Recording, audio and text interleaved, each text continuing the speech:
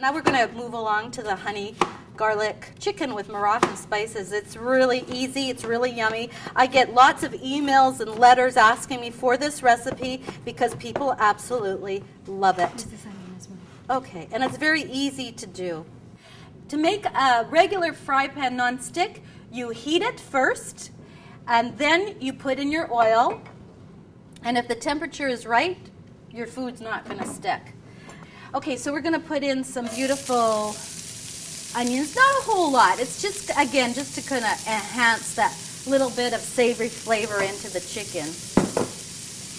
And we're going to be using some dark chicken meat. We're using thighs today, cut up into bite-sized pieces. And this is magical, so we're going to have to really cook this quickly, the way this is going to work. And you want to make sure that your chicken is cold, so keep it in the fridge. Now, one of the problems with chicken is that when you put it in a pan like this, I want this to caramelize a little bit. So we're going to get another pan going here, because you don't want to crowd the pan. So what I'm going to do, I'm going to season up this chicken a little bit now. We want to layer our flavors. And again, I'm going to be using my coarse kosher salt, because I'm going to have the control. Now, you got to be careful when you put salt in the meat prior to cooking it. You're going to extract that juice, so you want to do that later on more than sooner. Otherwise, all the juice is going to come out, and you're not going to have much flavor. It's going to evaporate away. Now, when it comes to testing chicken, when it comes to dark meat especially, it's difficult to tell if it's cooked through, and you cannot serve this as you would a beef. You can serve that medium rare. You can eat beef rare if it's very, very, very fresh. But with chicken, you have to cook it right through. So thanks, Elaine. Let's put some of this chicken in here so we get it cooking quick. Let's get this chicken. Okay. The rule of thumb for the people in my classes is when you're cooking garlic, put in as much as you like. Put it in more to the middle than to the end. If you're making a dip with raw garlic, take a half a clove at a time and to the desired flavor that you like. Otherwise, it's going to be too harsh a flavor. In order to release the skins of the garlic, you give it a whack. And we want to chop this a little bit fine. I say a little bit fine because we're not roasting this garlic slowly, so you don't want a huge chunk of garlic dancing in your mouth there. So I'm going to be putting in some of the garlic here, and this is going to be working pretty quickly now. Now this chicken's happening.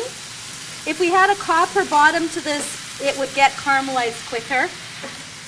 And I take one of the larger chicken pieces. And it just needs a few more minutes, and it's almost done.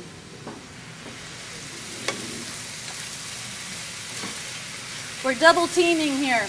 Okay, what we're going to do really quickly now is put in our spices. Now, normally if you put the onion in, you can put the spices and roast them up a little bit, but I like to put it at the end here because I really want you to get that flavor.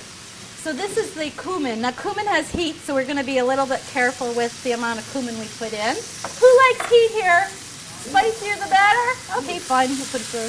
And I freshly ground my coriander, which is absolutely, there is no replacement for freshly ground spices. I showed Elaine the difference. We're putting in some allspice. As you can see, we're using quite a bit of spice here, and some yummy sweet cinnamon. And in order to be able to really tell good cinnamon from the more aromatic cinnamon has a larger content of essential oils of that cinnamon bark. And so Saigon cinnamon is a wonderful choice. Something from Vietnam has a very high content of cinnamon oil. See? Smells good because who's smelling that aroma with all of these different Moroccan spices? Yeah. So now what we're going to do is we're going to quickly add some citrus. And at this point, you want to work rather quickly. So again, we're going to put our zest in. And I put the zest in at the end because I don't really want it to cook through. Because you want to get that essential oils right off the hop here.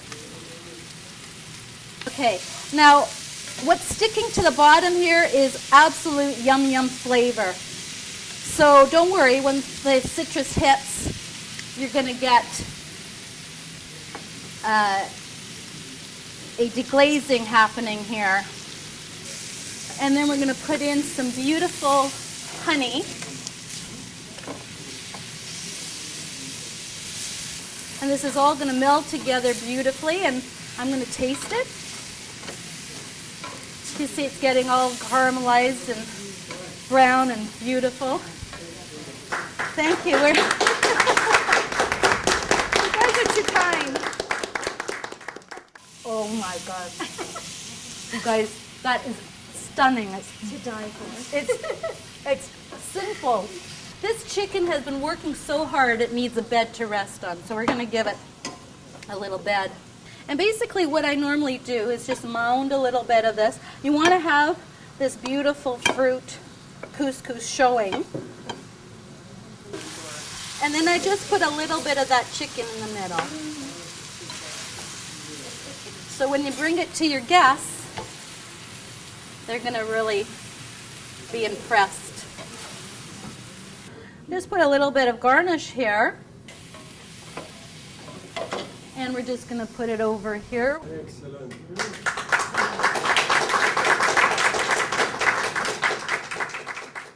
And I just think it's a beautiful plate too, in terms of the way it looks, the aesthetics. Would you mind passing it to the lady beside you? Thank you. So who's enjoyed the class today? Did we learn anything new? I enjoyed it. Very good.